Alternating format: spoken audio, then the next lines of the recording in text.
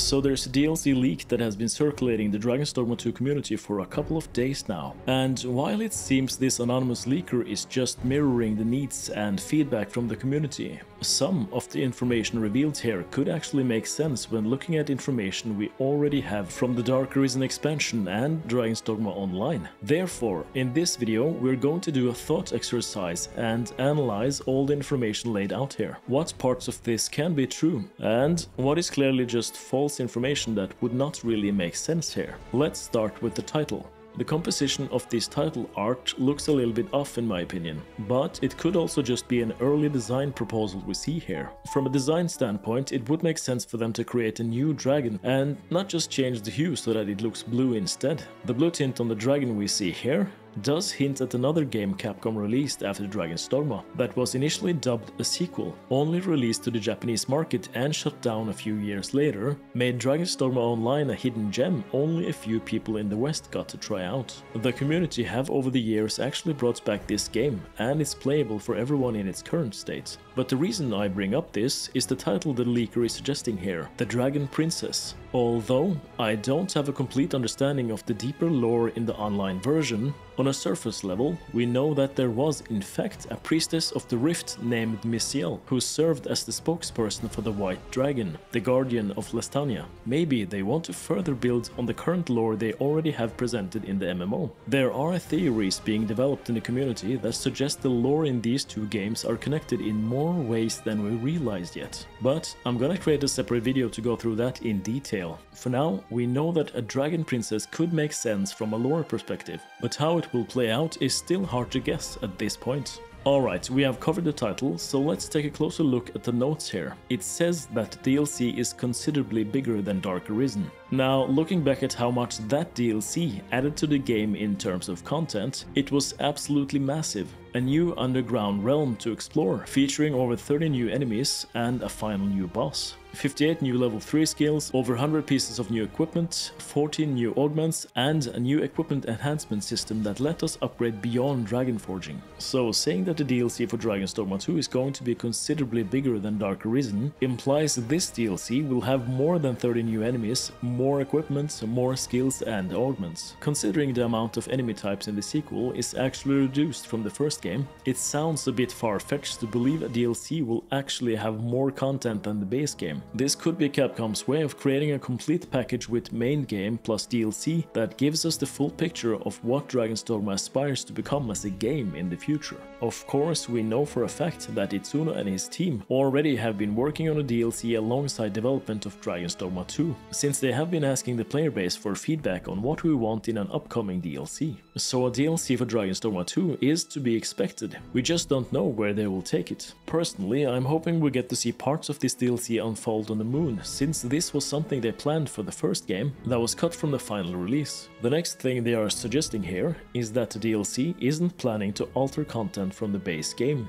Now in the first game, the changes the DLC brought with it was for the most part confined to Bear Black Island, but there was added some changes to the main game, like the addition of an Eternal Fairy Stone and 4 more port crystals to be collected from quest locations, making travel a lot easier. We already know they have made travel much harder in the sequel, so these changes are welcome in the DLC package. There are other gameplay tweaks and balancing I think the base game could benefit from, so I don't really believe what they write here will be the case, and I would expect changes to the base game as well.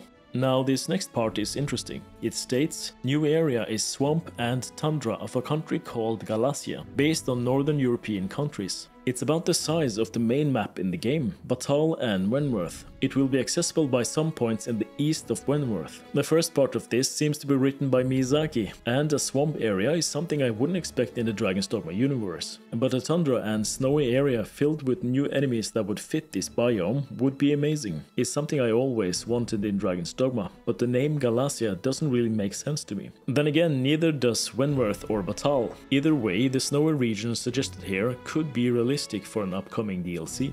So while these locations could be true, I have a much harder time believing that these new regions will be as big as Batala and Wentworth combined. Looking at the map here, there is not much space left for such a big expansion, unless it's an island like Battleblack Isle, or the area from which the DLC is entered from. To the east of Wentworth reveals a much bigger map on the right side here. If this is true, then what they state about the price of the DLC at around $30 sounds about right. They also state that this DLC will be the biggest Capcom have ever made, which, let's just face it, will be hard to pull off after Monster Hunter Iceborne. Next, they state that there will be around 10 new big monsters and around 35 new enemy types. A giant snow troll, a spided bear, poison wyvern and Cerberus, and that the Hydra and cockatrice are not one of them, considering we have around 19 enemy types and 12 big monsters in the base game. Getting a DLC that adds 45 new enemy encounters versus the 31 we have in the base game is pretty unrealistic, but again a welcome addition to the enemy variety that is somewhat limited in Dragon's Dogma 2 at the moment. I would say reduce the amount of goblins and add 5 to 10 new enemy types you can encounter often,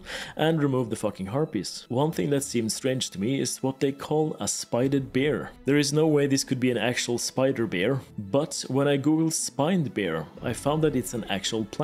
Maybe we get an enemy variety like the giant Elden Ring flowers that spew out poison, because they are also mentioning poison wyvern here. Poison and infected enemies is something first introduced in Dragon's Dogma Online, where we got many new variants of enemies that had this infection growing on them. This added a completely new mechanic, and those enemies and bosses needed to be tackled differently, which was a great addition to combat that felt new and rewarding to fight. It's funny that they mention the cockatrice and Hydra, since these enemies are kinda brought back as 2 of the 5 defenders of the brine you fight in the unmoored world. Lastly, they mention the release date is in November, which sounds way too early in my opinion, but if Itsuno had a team working on the DLC alongside the base game over the last 5 years, then yeah, November might not be all that unrealistic anymore.